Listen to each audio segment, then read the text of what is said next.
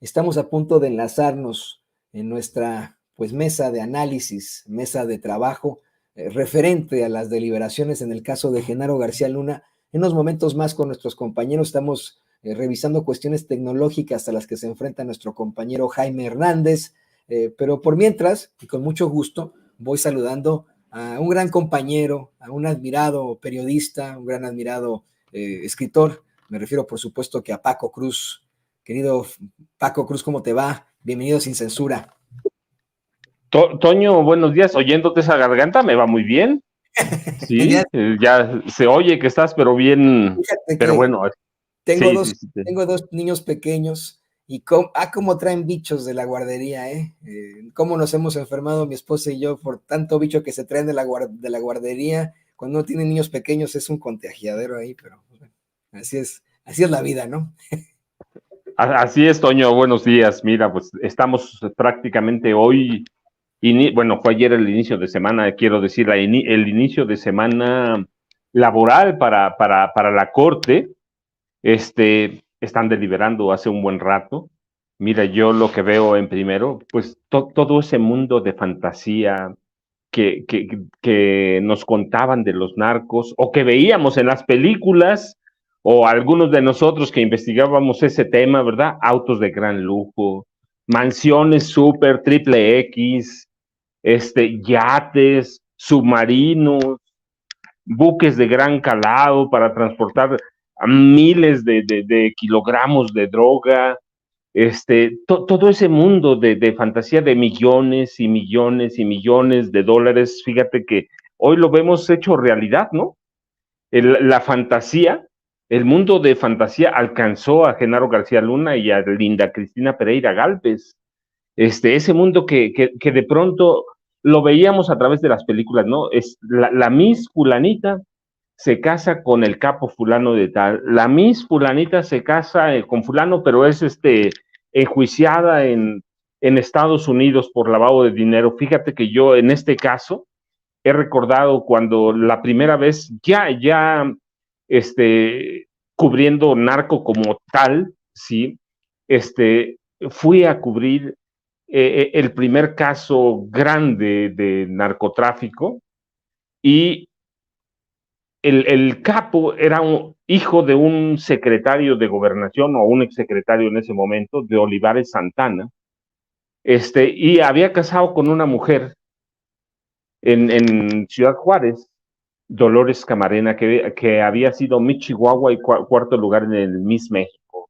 Y era un mundo que pintaban en la corte impresionante. Yo recuerdo cuando los fiscales decían, es que ayer, el lunes pasó 9,999 dólares. Le faltaba $1 para reportarlo.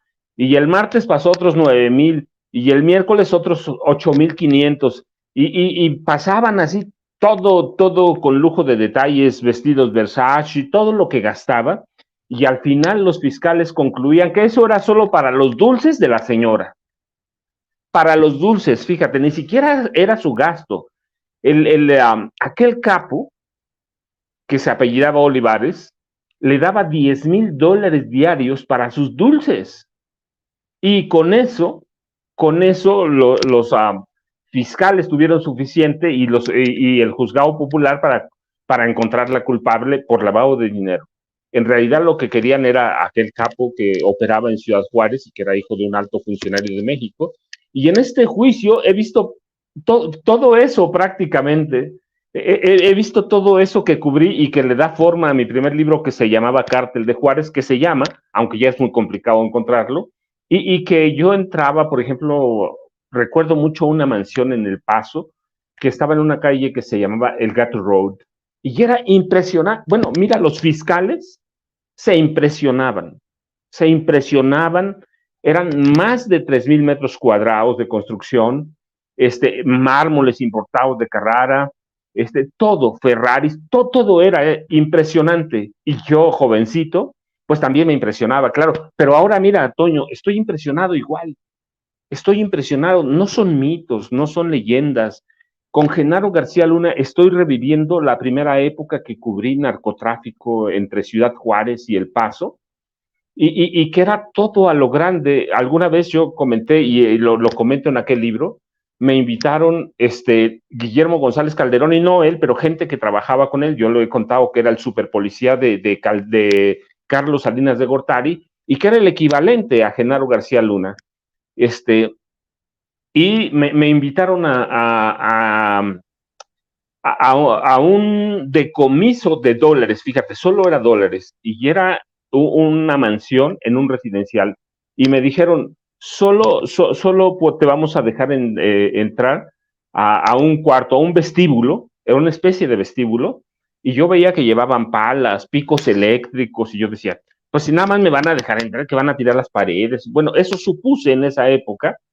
Y cuando entramos, no, fíjate, empezaron a escarbar, empezaron a levantar el piso, y en el piso, esa recámara o vestíbulo era una especie de 10 por 10, así que no era pequeñita, 10 por 10, y todo el piso, Toño, de veras, había refrigeradores, repleto, bueno, con calefacción especial, con clima especial, con paquetes y paquetes y paquetes y paquetes de dólares. Terminado ese cuarto, me sacaron y me votaron. Y me votaron. Y yo decía, ¿cuánto dinero hay? ¿Cuánto? Bueno, no reportaron nada, Toño, te confieso. Guillermo González Calderón y se robó todo. Todo se lo robó. En alguna ocasión, Guillermo González Calderón encabezó un operativo, fíjate, desde El Paso, Texas, con helicópteros, aeronaves de la DEA, se las prestaba la DEA, por eso te decía que es el equivalente a Genaro García Luna, se las prestaba la DEA y encabezó un operativo en un rancho que se llama Santa Elena, en Ojinaga, que está abajo de Ciudad Juárez, para cazar a un narco que se llamaba Pablo, bueno, el zorro del desierto de Ojinaga, Pablo Acosta Villarreal. Mira, Pablo Acosta Villarreal, hace ya tanto tiempo que no recordaba el nombre, pero es Pablo Acosta Villarreal, el zorro del desierto de Ojinaga. Estaba refugiado en un rancho que tenía no sé cuántas talegas o costales, como quieran llamarle, repletos de dólares. Y mira, ese día, con autorización de la DEA, Guillermo González Calderoni lo mató. Y desaparecieron todos los costales de dinero, Toño. Así que ese mundo que yo recreo, te digo después en un libro que se llama Cartel de Juárez, ese mundo lo estoy recreando hoy con Genaro García Luna y con Cristina Pereira Gálvez y con Calderón, porque entonces yo decía que el jefe no era Guillermo González Calderón, sino Carlos Salinas de Gortari, y que contaban con el apoyo de la DEA y de otras agencias de justicia de Estados Unidos, de impartición de justicia, y que con ellos colaboraban. Finalmente, Guillermo González Calderón se va a entregar. Cuando termine el gobierno de Carlos Salinas de Gortari, ven que no pueden controlar a todos los cárteles que había en esa época, pero lo intentaron y se va a entregar a El Paso, a Estados Unidos, y lo reciben como testigo cooperante y lo protegen un tiempo.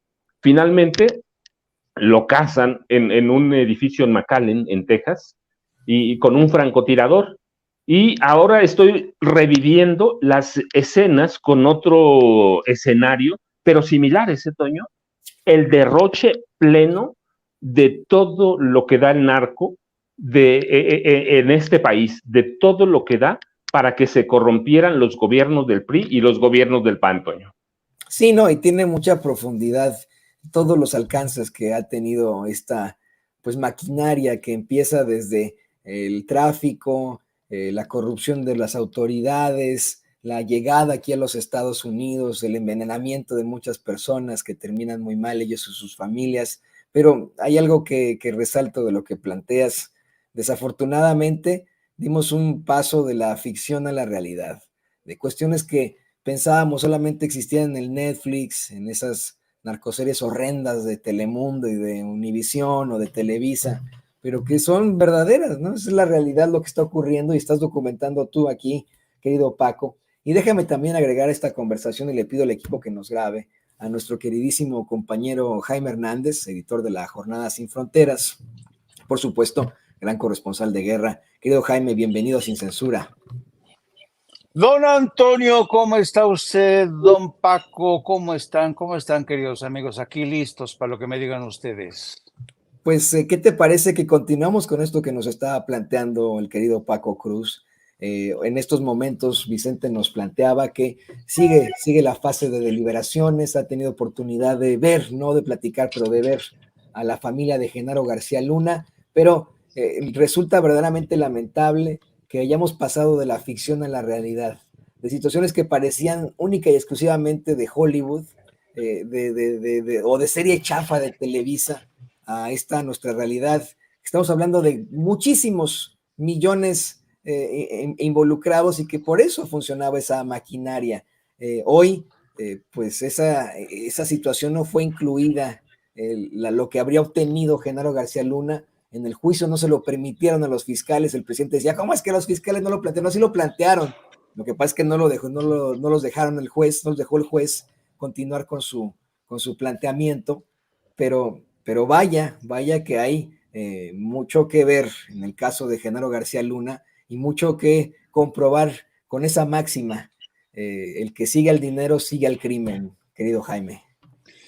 Sí, fíjate que todo esto tiene que ver con la posición tan ambigua que ha asumido el juez Brian Cogan en este asunto, porque dejó prácticamente en el terreno de la ambigüedad.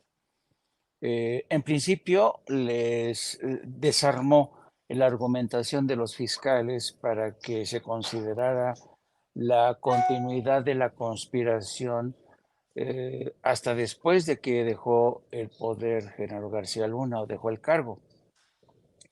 Los fiscales insistieron una y otra vez que el fin de la conspiración eh, no terminó después de que Genaro García Luna y que Genaro García Luna nunca dio una muestra o nunca inició un acto para desembarazarse de esa conspiración con el cártel del Chapo Guzmán. Pero de alguna manera el juez Kogan hizo como Pilatos y se lavó las manos y ahora ha dejado en manos del jurado esta decisión tan complicada, ¿no? Y estaba viendo la última entrega de Jesús García, en la opinión, donde precisamente se refiere a este tema. Entonces, es un tema enrevesado, ¿no? Y ya lo advertía también Vicente Serrano, que es un tema enrevesado, porque parece ser que la conspiración tiene que estar vinculada de forma tácita a la acusación. En fin, es un enredo.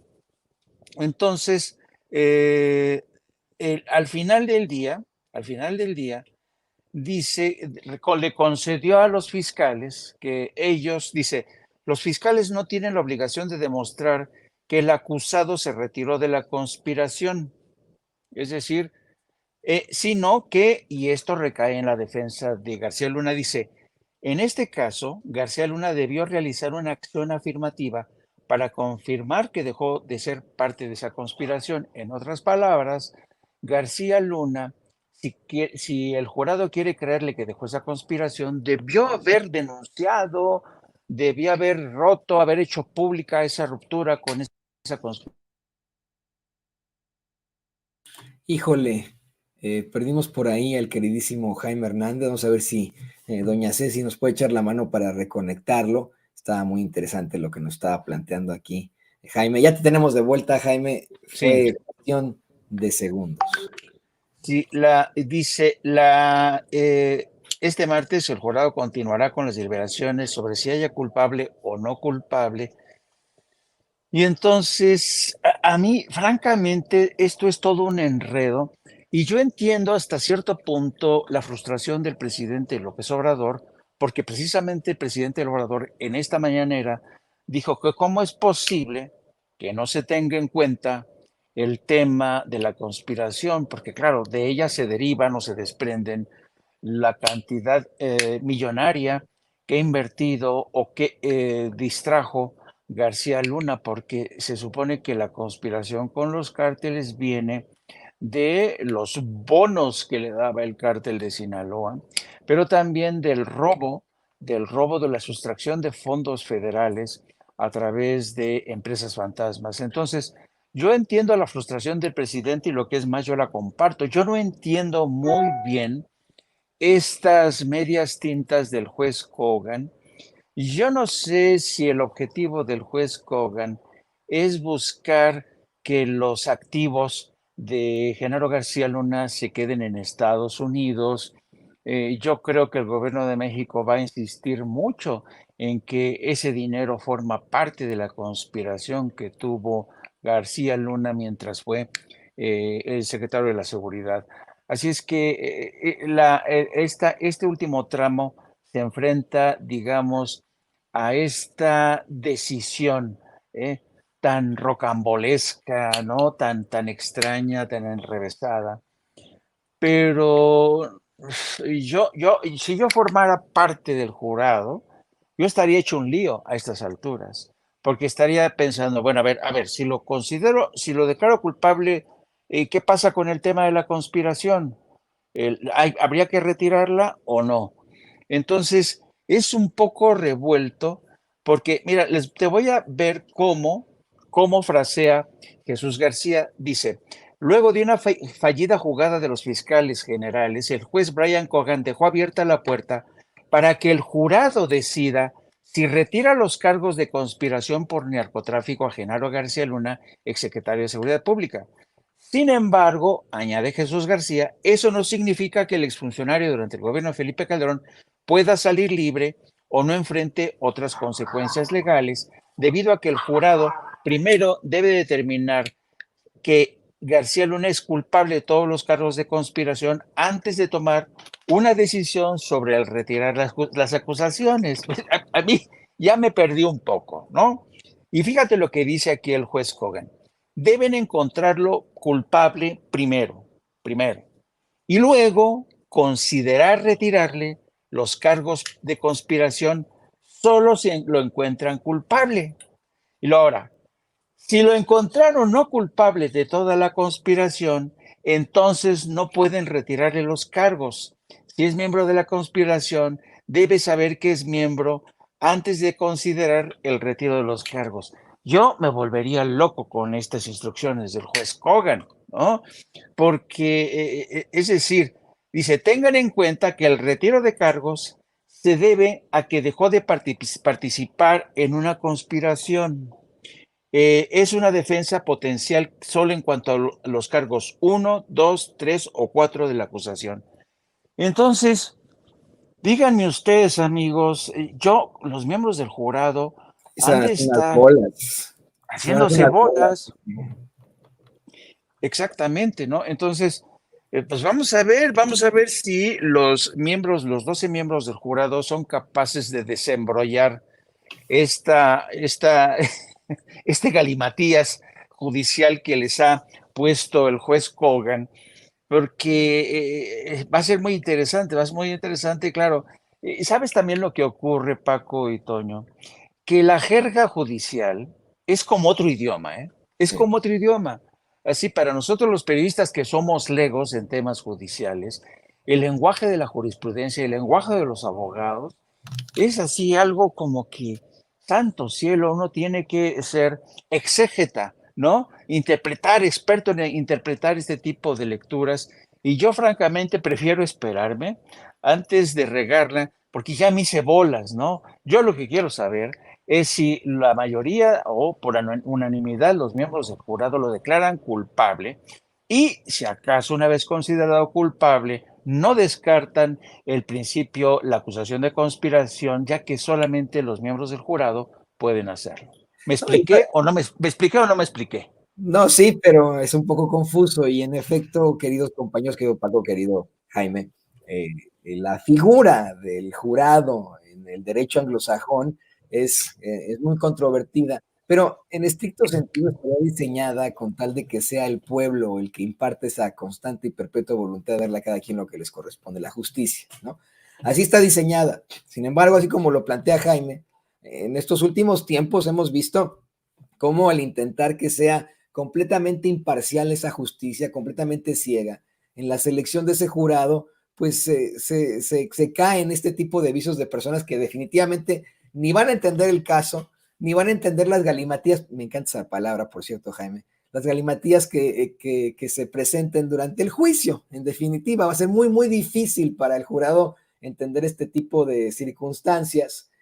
Creo que si Genaro García Luna estuviera siendo juzgado en México con un jurado como en Estados Unidos, sea quien sea la persona que estuviera en ese jurado, tendría un contexto, habría sido afectado directamente. Y no estoy diciendo que Genaro García Luna no haya afectado a los Estados Unidos y al pueblo de los Estados Unidos, por eso está siendo juzgado aquí, porque está acusado de conspirar para traficar cocaína, de provocar una serie de problemáticas para el pueblo de los Estados Unidos. Pero con el que la gente está más relacionada es con el pueblo de México. El pueblo de México está más relacionado con Genaro García Luna que pues algunos jurados que ni idea tenían de quién se trataba. Ayer fui al dentista y la señora dentista que me atiende es muy política y siempre pone en sus pantallas las noticias y pues sabe de Sin Censura, sabe que somos periodistas y me hace un buen de preguntas siempre sobre México. Ella es completamente estadounidense, ni idea tenía del juicio de Genaro García Luna. Imagínense, una persona que les digo, una dentista que es, bueno, parte del pueblo estadounidense, que ve las noticias en todo momento, no tenía ni idea ni de quién era Genaro García Luna, ni de que había un juicio en contra del exsecretario de Seguridad Pública de Felipe Calderón. Así que, como dice Jaime, yo también estoy ahí preocupadón por la respuesta que puedan dar ahí los jurados, a ver en qué termina todo esto. Y le pido al equipo que nos grabe, porque antes de que vayamos a más información que nos está llegando a cuentagotas por parte de los corresponsales, entre estos Vicente Serrano, quiero escuchar su opinión sobre este editorial que hace Carlos Loret de Mola sobre Felipe Calderón. Está sorprendiendo a muchísimos que Carlos Loret de Mola, quien muchas veces ha apapachado a Felipe Calderón, se ha puesto de tapete en las entrevistas para él, ha sido vinculado una y otra vez a precisamente Felipe Calderón, salen sus fotos en el Teletón en las que están de muy amigos y etcétera, y efectivamente ha habido una falta absoluta de comentario al respecto del juicio de Genaro García Luna. Pues sí comentó, sí hizo algún tipo de comentario, sí, de pronto pareciera que le muerde la mano a quien tanto ha apapachado a lo largo de su carrera. Escuchemos y quiero escuchar su opinión, queridos compañeros. Fíjese que este fin de semana, en lo que yo considero el peor timing de la historia, el presidente de 2006 a 2012 en México, Felipe Calderón, publicó un artículo en el periódico Reforma dando línea de qué tendría que hacer la oposición. Digo, para Reforma, pues espléndido tener un artículo de Calderón en portada y meterse en la agenda. Eso no digo mal timing de Reforma muy buen timing. De Calderón.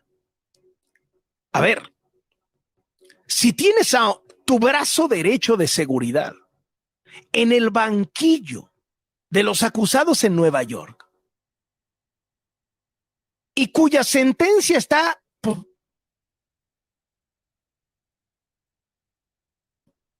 no, hoy no, porque hoy no hay sesión, pero mañana o pasado. O sea, si tienes a punto de quedar estructuralmente desacreditado tu gobierno y el eje central de tu gobierno, que fue el combate al crimen organizado, porque en una de esas sentencian a tu brazo derecho por ser narco, no te pongas a dar clases de democracia. ¿Cómo la ven? ¿Cómo la ven? Queridos compañeros, Paco, te escuchamos primero. Bueno, pues mira, vamos a decir que ese lenguaje es tan enredado como el lenguaje judicial. recuerda los medios de comunicación y esos grandes periodistas, esos monstruos como Carlos Loret de Mola, a lo que se dedicaban hasta que ganó el presidente López Obrador, o Andrés Manuel López Obrador ganó los comicios presidenciales en 2018, a lo que se dedicaban era dar mensajes políticos entre las élites. Ese era su trabajo. Eran ellos los voceros de ciertas facciones cuando convenía o según las cantidades de dinero. Ellos eran los voceros y eran los intérpretes de los mensajes que se enviaban. No tenía otro propósito ese tipo de periodismo que darse mensajes entre sí para ver cómo iba la situación. Se enojaba un senador con otro senador, iba con su periodista consentido, le pagaba una nota y este periodista le mandaba el mensaje o la respuesta al enemigo, al rival, lo mismo hacia la presidencia de la República. Así que seguramente quienes tuvieron a Carlos muy consentidos, muy de la mano, le están mandando un mensaje al presidente Calderón. ¿Por qué? Porque está intentando convertirse en lo que no pudo ser en México, un líder. Sí, pero además está intentando convertirse a través de una agenda propia, convertirse en el líder de una oposición que no se encuentra, que no se halla y aprovecha el momento político, que se lo da Reforma porque, bueno, yo lo he platicado, Reforma es un proyecto político de la extrema derecha, de la derecha conservadora y reaccionaria, y aprovecha muy bien el momento, y Carlos, ¿con quién platicó? Pues con la gente que siempre ha estado con él. Y le dijeron, no, espérate, ¿cómo se va a convertir? ¿Y quién es en este momento? Claudio X González, ¿sí? Ese sector empresarial que tampoco debe estar muy contento con Felipe Calderón. Ese sector empresarial dice, espérate, ¿cómo nos va a venir a quitar ahorita lo que ya estamos construyendo? Mal o bien, y más mal que bien, porque hay que ver cómo está esa oposición, dada al catre, que no encuentran la salida para ningún lado. Así que ese mensajero hoy revirtió un mensaje para Calderón, en el que no tenemos nada que ver nosotros, sino es un mensaje para Calderón. Espérate, ese papel ya lo tomaron Claudio X González y otros empresarios, y es el papel de ellos. Así que tú fracasaste, estás allá, no pudiste construirle un partido a Margarita Zavala, no pudiste sacar adelante la candidatura o llevar a buen término la candidatura presidencial independiente. Entonces se están enviando mensajes, son mensajes cifrados, mensajes entre las élites que de pronto para nosotros parecen incomprensibles, pero es directito, alguien que le dio mucho dinero, alguien que lo estuvo comiendo de la mano, no solo a través de García Luna, directamente. Entonces le están enviando un mensaje, ya hay jefe, ya aquí tenemos, la oposición tiene a quién, tiene a Claudio X González, punto, no hay otro jefe, y tiene de ayudantes a quien, a Alito Moreno, a Marco Cortés. Entonces, pero te digo, hay que interpretarlo como eso. Sí, Reforma es un proyecto político de la derecha regiomontana y en especial de la de Monterrey. Y Carlos Loret de Mola, un producto de la mensajería política que se dio en este país históricamente, no nuevo, históricamente, y él llega y se inserta en eso, y es mensajero de las élites, es decir, es un corre y dile en el buen sentido, o en el sentido peyorativo, es un corre y dile, y lo están usando como siempre lo usaron, como un mensajero de las élites, en este caso empresariales y políticas de la derecha. Y le están diciendo a Felipe Calderón, ya, hasta ahí, párale. ¿Por qué? Pues porque ya hay nuevo jefe en la cuadra. Y puede ser, es muy, muy claro esto que planteas, Paco, ya se la sándwich en el Reforma, ya se la sándwich Loret de Mola, ¿no? Es muy probable, según plantea precisamente el Pew Research Center, que sea declarado culpable Genaro García Luna. Se ha planteado como es que solamente el 1% de los casos federales resultan en sentencias no, pues de no culpable, ¿no? Esa es la realidad, pero pero pues ahí está, ahí están estos pseudo periodistas que en el pasado hablaban muy bien de Genaro García Luna y de Felipe Calderón, lo apapachaban mucho. Le pido al equipo que nos grabe para escuchar también tu opinión, querido Jaime. Pues, ¿qué quieres que te diga, Toño y Paco? Mira, para mí, a mí no me gusta lanzar epítetos de manera gratuita, pero yo creo que con estas declaraciones Loret de Mola ha demostrado que es un ingrato, que es un traidor, un malnacido y un chaquetero. Me explico. Suele decirse que una persona agradecida o es de bien nacidos ser agradecidos, ¿no? Así dice la frase. Y yo encuentro por eso que Carlos Loret de Mola es un mal nacido, porque toda su riqueza, toda su reputación, su encumbramiento se produjo precisamente gracias al apoyo de Felipe Calderón. Y si me apuran un poco, hace exactamente 4 meses, el expresidente Felipe Calderón aparecía en esta conferencia de la Fundación Internacional, Liberal Internacional, esta organización que preside Mario Vargas Llosa en Madrid. Y en esa conferencia, Felipe Calderón no solamente adelantó, no solamente esbozó las propuestas que ahora publica Reforma en forma de ensayo. Ya desde ese entonces, Felipe Calderón despepitaba estas propuestas de que la coalición de los partidos, la regeneración de los partidos, la creación de un nuevo partido capaz de impedir la victoria de Morena en el 2024. Bueno, pero en esa misma conferencia, con nombre y apellido, presentó a Carlos Loret de Mola como el periodista más exitoso, como el periodista estelar que se había convertido en la principal víctima del ambiente de persecución contra los periodistas en México por parte de Andrés Manuel López Obrador. Escogió precisamente el caso de Loret de Mola y de Víctor Trujillo para presentarlos como dos periodistas que han sido perseguidos injustamente por el gobierno de Andrés Manuel López Obrador. Entonces, a solo 4 meses de esa denuncia en Madrid de Calderón, que venga ahora Carlos Loret de Mola, y con este tono de yo, la verdad es que no lo conocía Calderón, o sea, pues, qué tontería, qué mal timing escoge Calderón. Y aparte, para que te interrumpa, pero no que eran vecinos, o sea, Exacto. Tienes a tu exsecretario de Seguridad Pública en el banquillo de los acusados, acusado como un narco. Sí, tienes a tu ex vecino ahí también, Loret de Mola, ¿no? Perdón que interrumpa. Pero... No, y yo creo que además, mira, yo siempre he creído, mira, este mundo del periodismo y la política, Paco lo conoce, yo tengo casi 50 años en este oficio. Este mundo de la política y el periodismo es muy puñetero. No tienes idea de la serie de traiciones de cuántas veces periodistas y políticos se dan la espalda porque así les conviene. Ese es básicamente, ¿no?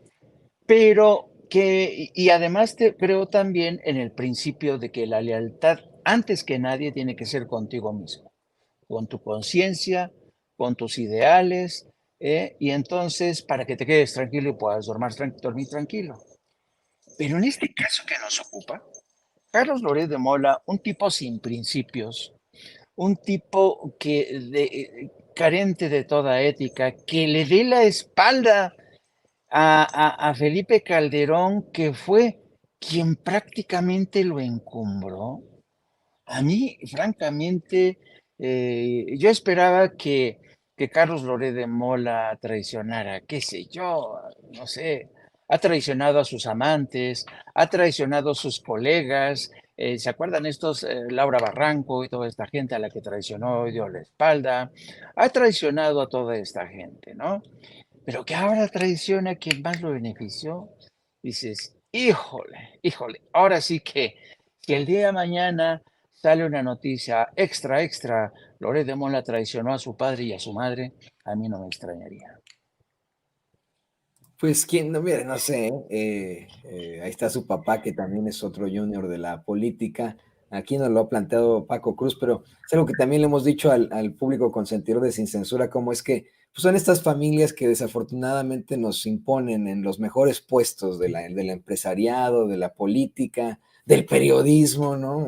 Ahí tiene usted que el abuelito, si se le puede decir así, de Carlos Loret de Mola fue un muy cuestionable gobernador priista de Yucatán. Su papá, como junior, llegó directamente a un programa taurino a los 20 y tantos años, ¿no? Como si verdaderamente tuviera el conocimiento. Yo soy antitaurino, ¿no? Pero sé que se necesita mucho conocimiento para tan horrenda situación, ¿no? No puede hacerlo cualquier Villamelón, pero aún así ahí lo metieron, estuvo en la política. Y lo mismo Carlos Loret de Mola.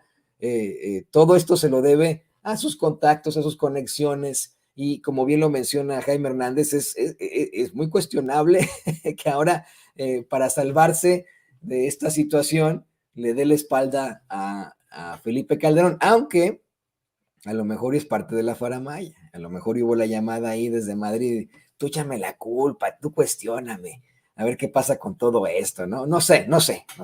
Ya saben que pues es el señor Montajes, y quién le puede creer algo al señor Montajes.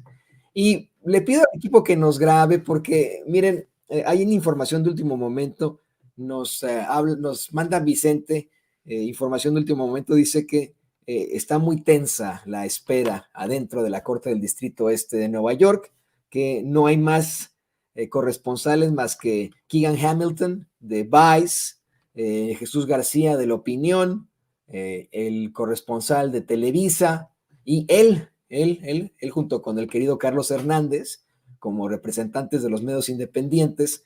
Ya no hay más en la espera de esta audiencia, que pues podría tener muchísimos asegúnes. Esa es la última información que tenemos desde adentro de la Corte del Distrito Este de Nueva York. Yo te quería también a ti preguntar, querido Paco, ante pues todo lo planteado en cuanto a las pruebas, a lo difícil de de esa jerga jurídica, y ante pues lo que vendrá, ¿será necesario que este juicio tenga aún más alcances, como tú has planteado y como el presidente López Obrador ha planteado? Verdaderamente podríamos sacarle más jugo a estas declaraciones. Verdaderamente el que se haya presentado este juicio, el que se haya mencionado a alguien como Felipe Calderón con nombre y apellido en ese juicio, será razón suficiente para que no en México, sino aquí en los Estados Unidos se retome el caso, y así como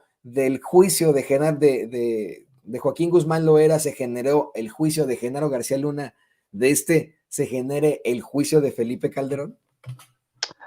Mira, Toño, que sí hay elementos, no, pero claro, hay que tomar en cuenta el sistema judicial de Estados Unidos, no el nuestro. Hay elementos, por eso lo están enjuiciando en parte, porque hay todos los elementos. La fiscal principal del caso logró muchas cosas. Entonces, si tomamos en cuenta lo que es un juicio por jurado popular para Estados Unidos y las acusaciones que lo tienen allí a Genaro García Luna, la conspiración, no, pero claro que hay elementos, hablan de, por allí de 50,000 kilogramos de cocaína en la sumatoria, ¿no? Entonces sí hay elementos, y más allá de la decisión o la decisión que alcance el jurado, no, pero claro que se tiene que llegar. Mira, no solo nombraron a Calderón, ¿sí? Nombraron al secretario general de Defensa, a Guillermo Galván Galván. Es decir, habría que llegar a la mafia de los generales o a los grupos que hay dentro del ejército y que históricamente se han aprovechado del narcotráfico. Es decir, en este país no puede entenderse el narcotráfico sin el ejército. Podemos nombrar a él o a Juan Arévalo Gardoqui, que protegía a Rafael Caro Quintero, trabajaba con Rafael Caro Quintero, y a otros generales, o algunos ya muertos, ¿sí? Francisco Quirós Hermosillo, Mario Arturo Acosta Chaparro. ¿Sí? hay dentro de las filas del ejército grupos que se dedican a eso. También parte del narcotráfico de este país lo podemos documentar a principios del siglo XX, ¿sí? En plena revolución, a coroneles, generales del ejército revolucionario. Entonces, sí que después, cuando se institucionaliza, sirven como ejemplo para demostrar que hay un generalato que históricamente ha vivido del narcotráfico. Y tenemos que llegar a depurar al ejército, a depurar las fuerzas del poder judicial, que tampoco se puede entender cuántas veces vemos, Toño, que hay elementos suficientes para decretar siquiera, no, olvídate la condena, ¿sí?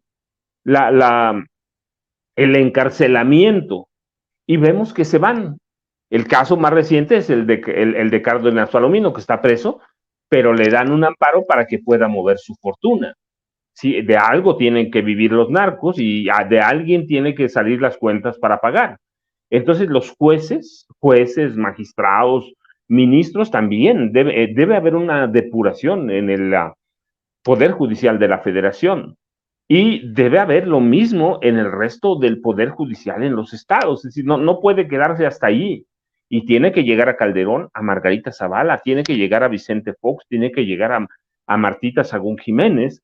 Si tiene que ser más amplio, tiene que llegar a Enrique Peña Nieto, claramente tiene que llegar a Enrique Peña Nieto, a Miguel Ángel Osorio Chong, que le bañó miles o le trianguló miles de millones de pesos al cártel, porque hoy podemos hablar de un cártel o una organización criminal bien cimentada que encabezaba por lo menos daba la cara Genaro García Luna, a Jesús Murillo Caram, que era el procurador. Es decir, hay muchos elementos para retomar las investigaciones y avanzar en adelante. No se puede quedar en Genaro García Luna porque sería condenarnos a seguir lo mismo.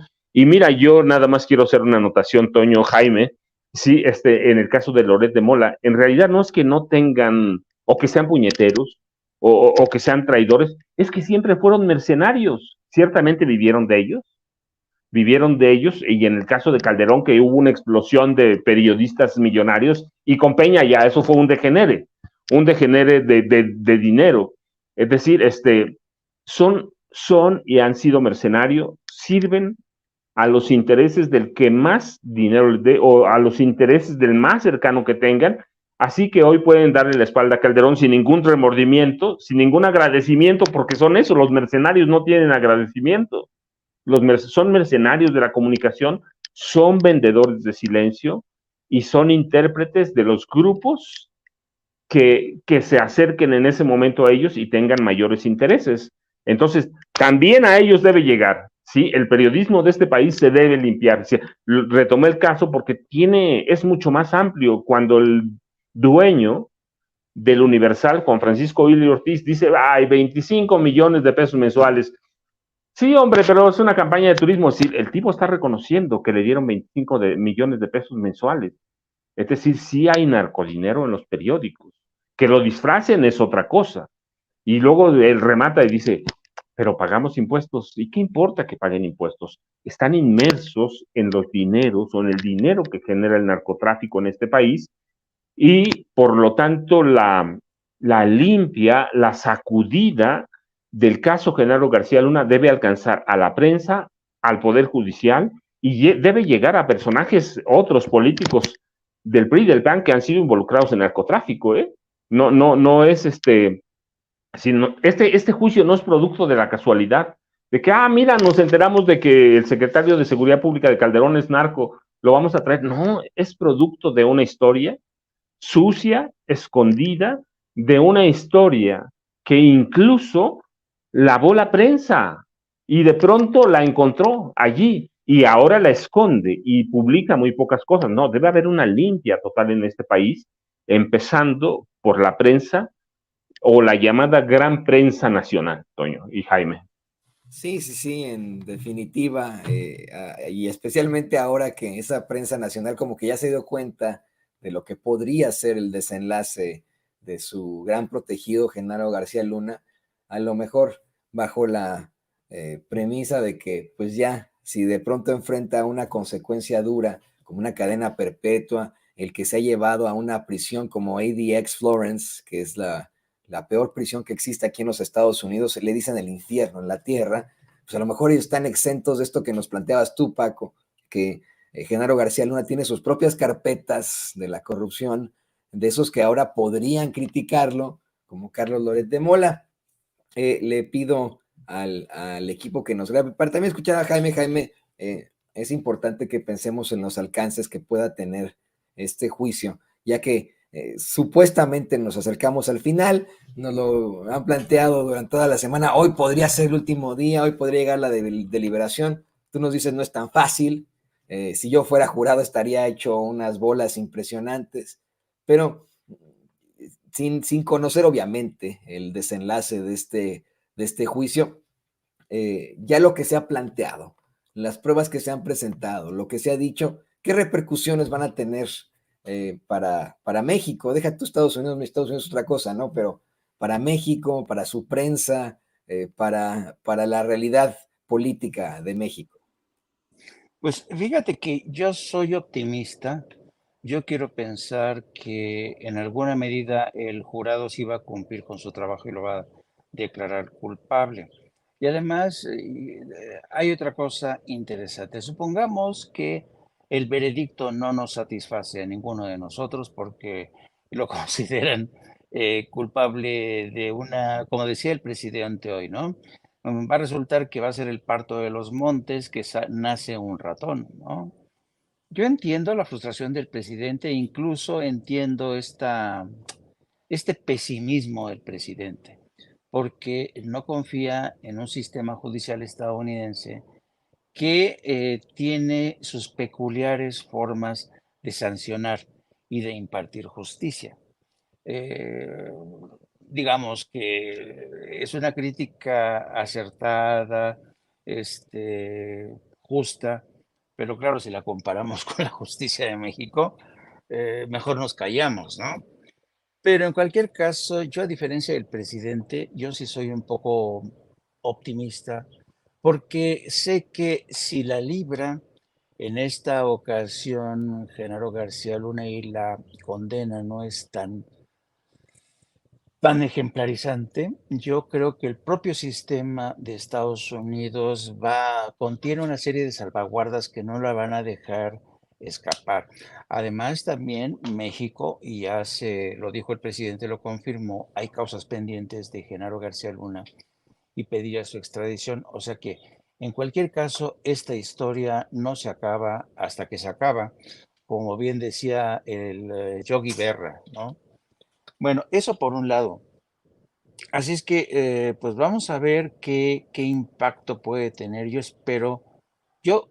creo que va a ser una condena de la cual vamos a estar obligados a extraer consecuencias y quizá una de las consecuencias es que por ejemplo, parece mentira, pero es sintomático el hecho de que Carlos Loret de Mola ya desde esta mañana se desmarque, ¿no? Como decía Vicente esta mañana, ya las ratas comienzan a abandonar el barco. Y espero que todos aquellos pseudoperiodistas como Carlos Marín, Joaquín López Dóriga, Ciro Gómez Leiva, se traguen todas sus mentiras y que espero que esto de alguna manera empuje la nueva forma de entender el periodismo, ¿no? Así es que esa es mi esperanza y también que haya una revisión de nuestro aparato judicial porque es vergonzoso que Genaro García Luna no haya podido ser juzgado en México. Tiene que haber lo hemos dicho una vez, el aparato de justicia en México es una de las asignaturas pendientes de nuestro sistema eh, democrático, ¿no? Lo mismo que los medios de comunicación. Esperemos que haya consecuencias al respecto. Y nada más déjame echarle un olé torero al maestro Paco Cruz, porque qué banderilla le puso Hablando al de la pista tema, brava. haciendo la fiesta. qué banderilla así magistral, efectivamente. Estoy de acuerdo contigo, maestro Paco. No podíamos esperar menos de estos personajes como Carlos Loret de Mola, porque efectivamente siempre han sido unos mercenarios. Pues totalmente de acuerdo con esto. Estoy muy de acuerdo con ustedes, queridos compañeros. Espero que en esto se mantenga sin censura, que no le pase en algún momento lo que le pasó a Proceso, en lo que se ha convertido hoy Proceso, porque aquí sí está el verdadero periodismo libre e independiente, y me da mucho gusto siempre compartir este espacio con ustedes sin censura. Y pues les quiero agradecer como siempre, su comentario, su análisis, lo muy enriquecedor que resulta. Sé que van a estar más al rato con nosotros ante pues el caso de que exista una deliberación. Mientras tanto, pues, ¿por qué no nos comparten sus redes sociales? Jaime, tú que estabas con el uso de la palabra, ¿por qué no nos compartes tus redes sociales para que la gente se ponga en contacto contigo? Ya falta poco más de una hora para que entremos al aire con No apto para cínicos. Acuérdense, empezamos a transmitir a eso de las 14 horas para hacer seguimiento de lo que está ocurriendo en Nueva York. También vamos a analizar este tema de cómo las ratas abandonan el barco, que va a estar interesante. Así es que los esperamos a partir de las 14 horas en No apto para cínicos. Búsquenos en YouTube, No apto para cínicos, den la campanita, suscríbanse para que les notifique. También les pido que nos sigan a través de nuestras redes sociales en @JaimeJo1 y también a través de la sección de la jornada Sin Fronteras del gran periódico La Jornada. Como siempre, un placer estar con ustedes, caballeros. Un abrazo a ti, querido Toño, y un abrazo también al maestro Paco Cruz. Un abrazo, ahí lo tiene usted, Jaime Hernández, el editor de La Jornada Sin Fronteras y gran corresponsal de guerra, quien sin censura. Paco, pues también compártenos tú, por favor, tus redes sociales. Mucha gente también aquí te hace las preguntas vía chat y quieren ponerse en contacto contigo. Bueno, ya sabes, Toño, @Paco Cruz Jiménez en Twitter, Francisco Cruz Jiménez en Facebook, y nada más recuerden, es importante este caso, porque de pronto este país se vio inmerso en la economía del narco que arrastra a todo el sistema político hasta el 30 de noviembre de 2018. Jaime, un abrazo, Toño, igual un abrazo, muchas gracias como siempre, y al rato nos vemos. Al rato nos vemos, queridos compañeros. Muchísimas gracias. Se lo tiene usted también al queridísimo Paco Cruz, gran periodista, gran corresponsal, gran escritor aquí en Sin Censura. Y